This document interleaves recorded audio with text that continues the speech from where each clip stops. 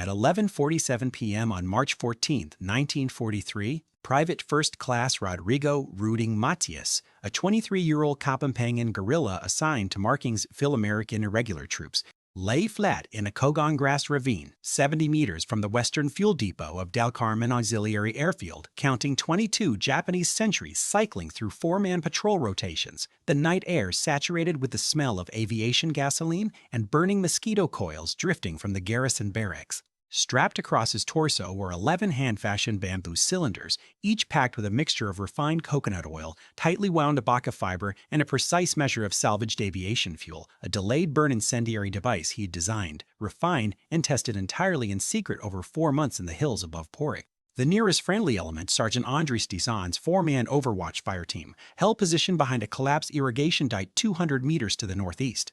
In the next 11 minutes, Matias would either ignite all 11 charges and force the total evacuation of Del Carmen's air garrison, or he would be dead, and the airfield would launch its scheduled morning strike against the guerrilla supply corridor running through the Candapa swamp.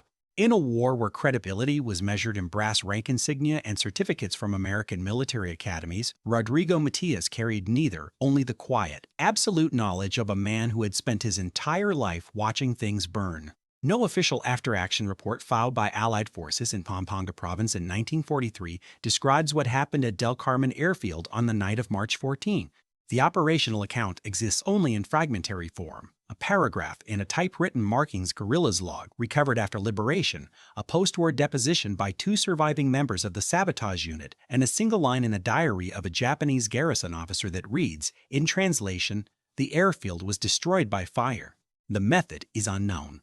What those fragments describe, when assembled, is one of the most tactically precise guerrilla sabotage operations conducted in the Philippine theater during the Second World War, executed not by a trained demolitions expert, not by an American-advised commando unit, but by a former sugarcane laborer who taught himself the physics of fire at a professional necessity and personal obsession. His technique was dismissed as superstition by every officer who heard of it, until the night it wasn't. Before we dive in, I want to know, where are you listening to this story from? Drop your city or country in the comments right now, and let's see which corner of the world has the most war legend fans. Don't just scroll, type it out. Your comment might get featured in the next story. Rodrigo Matias was born in 1920 in the municipality of Porac, Pampanga, the second of 6 children in a tenant farming family that worked cane fields owned by a landed family in Floridablanca. He had completed 4 years of public schooling before age and poverty pulled him permanently into agricultural labor, and by the time he was 17, he had spent more hours maintaining a Caña Brava cane press than he had spent inside any classroom. His father, Crisanto, burned sugarcane fields. It was not a dramatic occupation. In Pampanga's cane country, controlled burning before harvest was a standard agricultural practice, used to clear dry leaf trash from the stalks and drive out snakes before the cutting crews moved in. What made Crisanto unusual was his precision. He could read a field's burn behavior by observing wind direction, soil moisture in the height of the dryleaf column, and he could predict, with uncanny accuracy, how a fire set at a specific point would travel across a field under specific atmospheric conditions. Rodrigo absorbed this knowledge the way children absorb language, entirely and without formal instruction. By the time he was 19, he could look at a burning cane row and tell within a few minutes exactly when the flame would reach the fire break, how wide the burn corridor would spread, and, critically, whether the fire would sustain itself or die in a damp hollow. His father called this pakiramdaming apoy, the feeling of fire. When the Japanese invaded Luzon in December 1941, Rodrigo was 21 years old and working as a field overseer on the same cane plantation where his father had burned fields for 30 years. He did not immediately join any resistance movement. For the first several months of occupation, he watched, continued working, and said very little to anyone about what he was thinking. This was not cowardice. It was the same quality that made him useful with fire, patience, and an instinct for the right moment. He made contact with Marking's full American Irregular Troops in mid-1942 through his cousin, Dominador Matias, who was already operating as a courier for the organization in the foothills above Porac. Rodrigo's enlistment was processed informally, as most guerrilla enlistments were: a brief meeting with a sector commander, a verbal oath, an assignment to a small harassment and intelligence unit operating in the flatlands between Clark Field and the Pampanga River. His official role was classified as a scout. He conducted perimeter observation, relayed Japanese patrol schedules to unit command, and occasionally served as a carrying porter on resupply runs to the Candaba Swamp corridor. He was not placed in a combat team. He was not issued a firearm for the first 4 months of service. In the organizational hierarchy of Marking's irregular troops, where former USAFFE enlisted men and Philippine Army officers maintained a clear pecking order based on prior military service, Rodrigo Matias was, by every available measure, nobody. The officers who interacted with him during this period described him consistently in the same terms: quiet, reliable, and limited. One surviving sector report from late 1942, referencing a personnel assessment, notes that Private Matias was considered suitable for rear support and carrying duties, but showed no tactical aptitude. The assessing officer, a former Philippine Scouts corporal who had trained at Fort Stotzenberg, had no framework for evaluating what Matias was actually doing during his off-duty hours. What Matias was doing in the hills north of Porac during the late dry months of 1942 was testing fire. He conducted small controlled burns under different conditions, varying the fuel mixture, experimenting with bamboo as a container and a bakaka fiber as a slow-burning wick. He was not attempting to build a weapon, not yet. He was trying to understand whether the principles his father had taught him about field burns could be engineered into something reliable, repeatable, and portable. After 4 months and dozens of failed experiments, he had his answer: yes. By early 1943, the Japanese Imperial Army's air operations in central Luzon had settled into a pattern that was, from the guerrilla resistance perspective, profoundly difficult to disrupt. Del Carmen Airfield, a secondary facility located approximately 12 kilometers southeast of Clark Field in Pampanga, had been expanded by Japanese military engineers from its pre-war configuration as a small emergency strip into a functioning auxiliary aerodrome capable of housing a rotating complement of 12 to 18 combat aircraft. Its primary strategic function was not offensive. The major Japanese air strength in Luzon remained concentrated at Clark and Nichols Field, but rather logistical and operational support. Del Carmen handled fuel and ordnance storage redistribution for forward patrol operations, maintained a small permanent garrison of approximately 80 ground personnel, and served as a rotating rest and refit station for aircraft conducting extended patrols over the Cebuano Patrol. What made Del Carmen a priority target for the guerrilla command was not its aircraft complement. It was its fuel infrastructure. The Japanese supply chain for aviation fuel in central Luzon ran through a limited number of distribution nodes, and Del Carmen's Western Fuel Depot, a cluster of buried and surface-mounted storage tanks connected by above-ground transfer lines to the main fuel apron, represented one of the more vulnerable links in that chain. Allied intelligence, pieced together from guerrilla observers and Filipino civilian informants who worked on the airfield's labor details, indicated that Del Carmen's fuel depot regularly held between 40 and 60,000 liters of aviation gasoline, redistributed on a roughly biweekly cycle. Destroying or significantly disrupting that depot would accomplish two things simultaneously. It would ground the patrol aircraft operating out of Del Carmen for a minimum of 2 to 3 weeks while the Japanese resupply chain adjusted, and, more critically, it would force Japanese logistical planners to reroute fuel convoys away from the corridor that passed through the Candaba Swamp area, which was the primary overland route the guerrillas used for supply and personnel movement between the Pampanga lowlands and the Sierra Madre foothills. The problem was access. Del Carmen Airfield was not a soft target. The perimeter was ringed with a double-strand barbed wire fence, externally observed by a rotating sentry line of 12 to 24 guards, depending on the time of day, with fixed guard posts at the 4 corners of the facility and a roving 4-man patrol circling the outer perimeter on a 22-minute rotation. The Japanese garrison at Del Carmen had been on heightened security posture since November 1940, following a failed sabotage attempt by a different guerrilla unit that had been intercepted before reaching the fence line. 3 guerrillas had been killed in that incident, and the garrison commander had subsequently tightened the sentry rotation and added a secondary internal patrol specifically covering the fuel depot. The Markings Command had studied Del Carmen for months and reached a conclusion that every experienced officer in the sector shared: a conventional sabotage approach. Penetrating the perimeter with enough personnel to plant demolition charges and withdraw was not survivable with the resources available. They did not have sufficient trained demolitions men. They did not have military-grade explosive charges. They did not have a reliable exfiltration route that could accommodate a team of more than 2 or 3 personnel moving quickly after breaching the wire. What they had under the best-case scenario was a single penetrating element, one man who could get inside, do damage, and get out before the garrison could respond effectively. The question of what that single man could accomplish with no explosives, no military weapons, and no professional demolitions training was the question that every sector officer considered, and answered the same way: not enough. Not against Del Carmen. Not against 80 trained garrison troops and a hardened fuel depot. Every officer believed that. Every officer except one. Rodrigo Matias brought his bamboo incendiary devices to the sector command in January 1943. He had 11 of them, carried in a cloth sack that he set on the dirt floor of the command post, a camouflage structure built into a hillside near the Porac River, and he explained what they were, how they worked, and what he intended to do with them. The explanation took approximately 15 minutes. The response took less than 5. Lieutenant Salvador Reyes, the sector operations officer and a former Philippine constabulary sergeant who had attended a demolitions course at Fort McKinley before the war, examined one of the devices with the careful condescension of a professional evaluating something built by a child. The bamboo cylinder was approximately 30 centimeters long and 5 centimeters in diameter, sealed at both ends with pressed clay with a braided abaca wick extending from one end. When shaken, it produced a faint liquid sound. Reyes sniffed the wick, looked at Matias, and set it back down on the floor. "This is a farm trick," he said.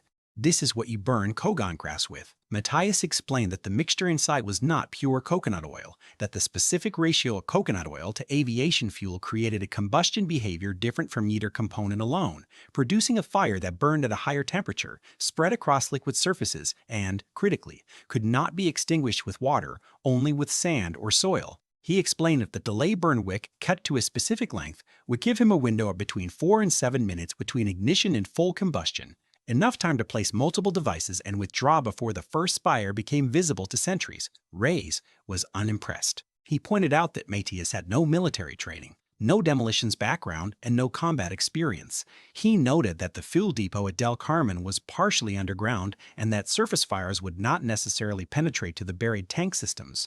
He concluded by saying that the sector could not authorize an operation based on homemade candles and that Matias should return to his scouting duties. Matias returned to the hills and continued his experiments. He came back in February with a revised design, the wick length adjusted, the fuel ratio modified based on a controlled test burn he had conducted using salvaged aviation fuel obtained from a Filipino mechanic who worked on the Japanese labor detail at Clark Field. This time, he brought Sergeant Andres Dizanin with him, who had witnessed one of the test burns and come away fully convinced. Dizan was well regarded in the unit, a former Philippine Army infantryman with combat experience from the Bataan campaign, not a man given to enthusiasm about unproven ideas. His endorsement was not nothing. Reyes approved a limited feasibility review authorizing Dizan to observe a controlled test burn on a mock-up of the fuel storage configuration, but declined to commit to an operational plan until the test was complete.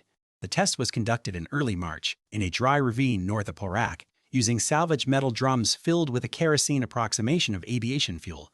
Matias placed 4 devices at intervals around the mock-up, ignited the wicks in sequence, and withdrew. The first fire appeared in 4 minutes and 20 seconds. Within 9 minutes, all 4 drums were burning with a sustained oil-fed fire that a 4-man suppression team with dirt and sand blankets could not fully smother. Reyes attended. He watched the burn. He acknowledged, without visible enthusiasm, that the devices appeared to function as described. He told Matias that formal approval from Major Ernesto Caguiat, the sector commander, would be required before any operation proceeded. Major Caguiat approved the operation on March 12, 1943. He assigned a 4-man overwatch team under Sergeant Dizan and authorized Matias as the sole penetrating element. He also made clear, according to the post-war deposition of Sergeant Dizan, that the operation was being approved as a limited nuisance raid with low expectations, and that Matches was proceeding essentially at his own risk. The morale of the unit, beaten back by a year of failed operations and institutional doubt, had reached a kind of suspended state, not despair, but a practiced, cautious skepticism that had learned not to expect too much. The men who knew about the operation mostly assumed it would fail quietly, the way so many things had failed. A few believed Matias. Most were simply waiting to see what happened.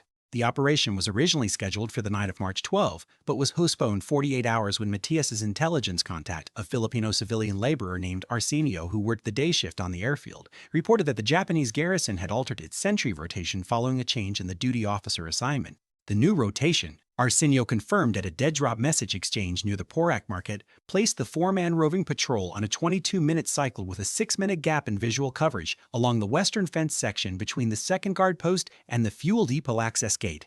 That 6-minute window, Matias had calculated with precise and unhurried logic, was enough.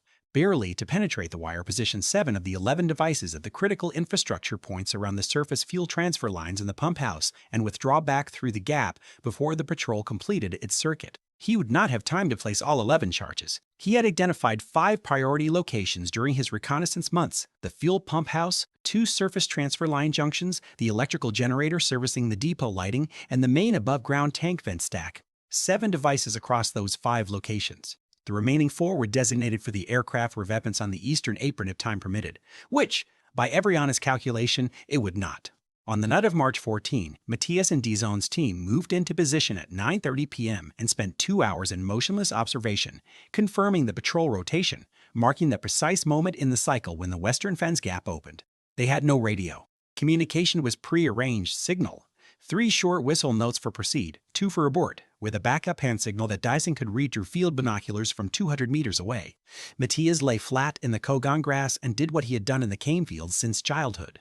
He watched, he calculated, he waited for the right moment with a patience that felt, to the men observing him, almost inhuman. At 11:44 p.m., the 4-man roving patrol passed the second guard post and turned north, moving away from the fuel depot access gate. The gap was open. 3 short whistle notes cut the darkness. Matias moved. He had rehearsed the fence crossing in actual darkness, repeatedly, at a different section of wire used as a training mock-up, the specific body posture required, the way to lay flat and roll through the lower strand gap without snagging cloth or bamboo on the wire barbs.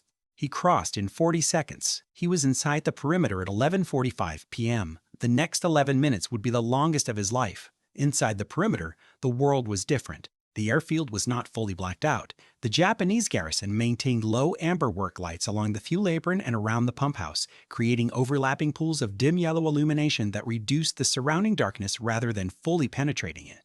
Matias had anticipated this. He moved in a low crouch along the inner face of the western fence line, staying in the shadow band between the last fence post and the nearest light pole, moving with the specific, deliberate slowness that his months of nighttime reconnaissance had taught him, not the frozen stillness of a frightened man, but the controlled, continuous motion of someone who understood that slow movement, in peripheral vision, is effectively invisible. He reached the first target, the electrical generator servicing the depot lighting, at 11:47 p.m., 3 minutes after crossing the wire. The generator was a diesel unit housed in a low concrete block enclosure with a ventilated roof and an open side panel for heat dissipation. It was not a fuel storage element, but Matias had made it his first priority for a precise tactical reason. Disabling the depot lighting mid-operation would create the confusion window he needed to approach the more heavily observed pump house. He did not place a device inside the generator enclosure.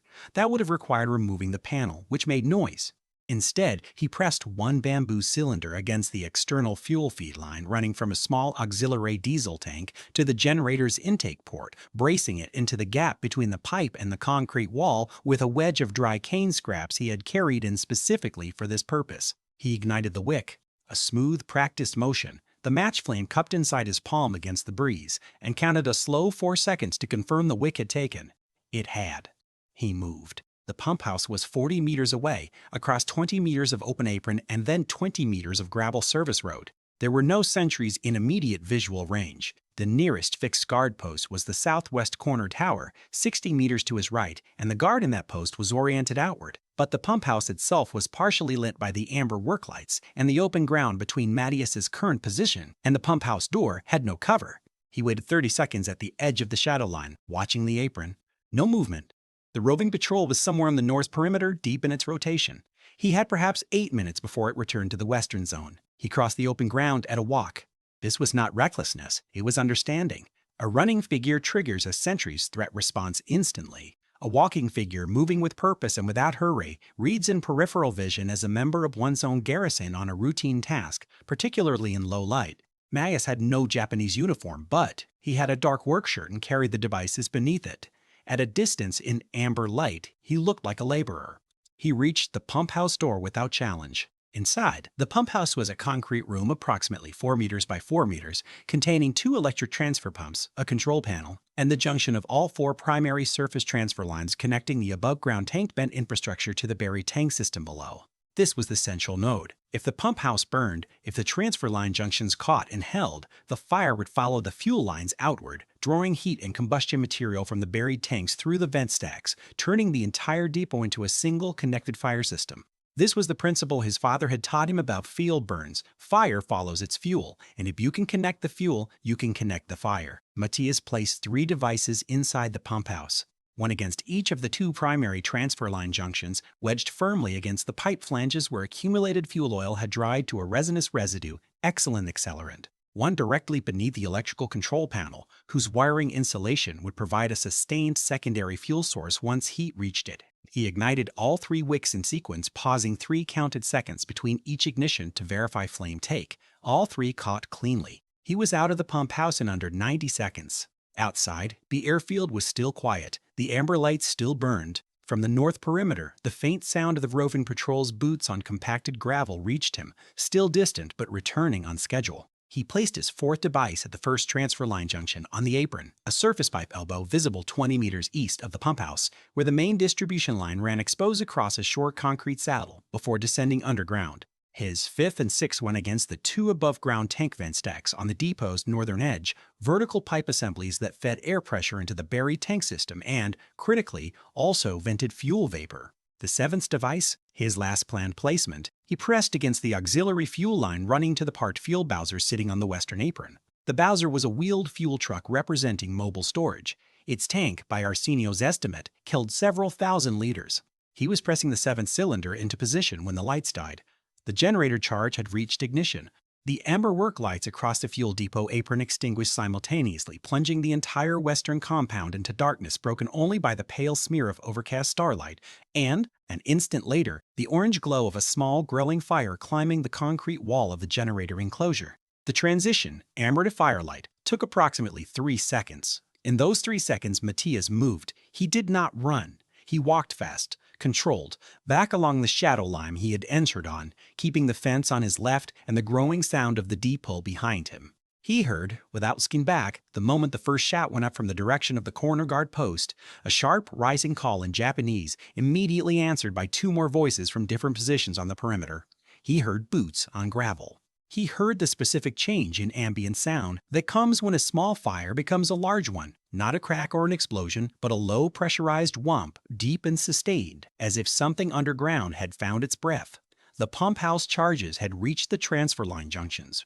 Matias crossed the fence at 11:56 p.m., 11 minutes and 12 seconds after entry. As he dropped flat into the kogon grass on the other side and pressed his face against the earth, the western fuel depot of Carmen Airfield was producing a fire column visible, by later estimate, from 15 kilometers in every direction. Sergeant Deason, watching from the irrigation dike through field binoculars, said nothing for a full 30 seconds. Around him, the 4-man Overwatch team watched in silence as the fire grew. Not explosively, not in a single detonation, but in a sequence, one node igniting the next, the flames spreading along the fuel lines like something alive and purposeful, following the infrastructure as if reading a map. Dyson later said in his post-war deposition, "I have seen burning buildings, I have seen ammunition cook-off. What happened at Carmen that night was not an explosion. It was a progression, one fire leading to the next, following the lines like water follows a channel. I did not know fire could be made to behave that way. I don't think I had ever truly believed it until that moment." The Japanese garrison commander's evacuation order came at 12:04 a.m. By 12:20 a.m., the fire had reached the buried tank vent stacks and was drying on the primary reserves below ground. By 20 a.m., Carmen Airfield's fuel depot was a ruin. 3 parked aircraft caught fire from radiated heat and burning fuel pooling across the concrete apron. The garrison's communications equipment, stored in a building adjacent to the generator enclosure, was consumed in the spread. A 4th aircraft, attempting a precautionary engine start during the evacuation, was abandoned on the taxiway when the crew fled the advancing fire line. For 17 days following the raid, Carmen Airfield was operationally non-functional. No guerrilla was killed. No guerrilla was wounded. 1 man, 11 bamboo cylinders, and 4 months of knowledge assembled in silence had accomplished what the entire sector command had formally determined was impossible. The operational impact of the Carmen raid was felt within 48 hours. The Japanese logistical response to the fuel depot loss required a full rerouting of the aviation fuel convoy schedule for central Luzon, pulling supply runs away from the Pampanga corridor and forcing a longer overland route through Tarlac province. For 19 days, 3 days longer than the guerrilla command's optimistic projection, the Candaba Swamp Supply Corridor operated without Japanese interdiction. During that window, Marking's irregular troops moved personnel, medical supplies, firearms, and radio equipment through the corridor in volumes that would have been impossible under normal patrol pressure. The operational benefit, in practical terms, extended the guerrilla resupply capacity by months and allowed 2 additional sector units in Bulacan and Nueva Ecija to receive material they had been waiting on since late 1942. Within the unit, the reaction was less uniform than the post-war narrative would later suggest. Lieutenant Reyes, the operations officer who had twice dismissed Matias's devices as farm tricks, submitted the after-action report for the Del Carmen operation without including Matias's name in the body of the document, a detail noted by Sergeant Deason in his post-war deposition with restrained but evident bitterness. Matias was referenced only as the penetrating element. The devices were described as improvised incendiary charges of a novel design. No recommendation for commendation was attached. Major Kaguya overruled this omission. In a handwritten addendum to the after-action report, preserved in fragmentary form in the post-war Marking Guerrillas documentation, archived after liberation, Kaguya wrote that Private First Class Matias had displayed exceptional ingenuity and personal courage in the execution of a high-risk penetration mission and recommended him for promotion to corporal and citation for gallantry in the field. The promotion was processed within the week. The formal citation, like many guerrilla commendations at the period, was delayed by the ongoing administrative pressures of continued operations and was never officially issued during the war itself. What happened informally was something no citation could have replicated. Among the scouts, the couriers, the former USAFFE enlisted men who had watched Matias be dismissed and sidelined for a year, the Del Carmen raid became a fixed reference point in the unit's shared memory, a marker that reset the internal hierarchy of credibility in ways that rank and prior service had not. When Matias spoke in operational planning sessions after March 1943, men who had previously talked over him listened carefully. When he assessed terrain or conditions, sector leadership, including, according to Dizon's account, Reyes himself, asked follow-up questions. The bamboo incendiary devices were replicated, with Matias's direct instruction, by 2 other sector units operating in Pampanga province before the end of 1943. Modified versions were used in 3 additional sabotage operations against Japanese infrastructure targets, a fuel storage shed near San Fernando, a motor pool in Mabalacat, and a communications relay station in the lower foothills. None achieved the scale of the Del Carmen raid, but all 3 succeeded without guerrilla casualties. The method had proven itself. The man had proven himself. The institution, as institutions invariably do, adjusted, slowly, reluctantly, and without ever fully acknowledging the depth of how wrong it had been for so long about so much. Rodrigo Roding Matias survived the war. He was promoted twice more before liberation, to corporal in late 1943 and to sergeant following the American landings in Leyte, and participated in 3 additional sabotage operations in Pampanga and Bulacan provinces before the Japanese withdrawal from central Luzon in early 1945. He was present at the formal liberation ceremonies in San Fernando in February 1945 as a member of the Markings Guerrillas Honor Contingent, standing in a row with men who had fought alongside him for 3 years. He is visible in one surviving photograph from that day, standing straight, looking directly at the camera, expression unreadable. He returned to Porac after liberation and resumed farming. He never sought formal military recognition beyond the documents already in his file, never gave extended interviews to historians or journalists, and never described himself in any surviving account as anything other than a farmer who had been useful during the war. His bamboo incendiary devices were never formally adopted by any Allied military command, never classified or studied by any technical intelligence unit, and appear in no Allied ordnance documentation from the Pacific Theater. The only record of their design principles exists in a single paragraph of Sergeant Deason's post-war deposition, a paragraph that describes the coconut oil and aviation fuel ratio, the avocado wick preparation, and the delayed burn characteristics in enough detail for a careful reader to reconstruct exactly what Matias built and why it worked.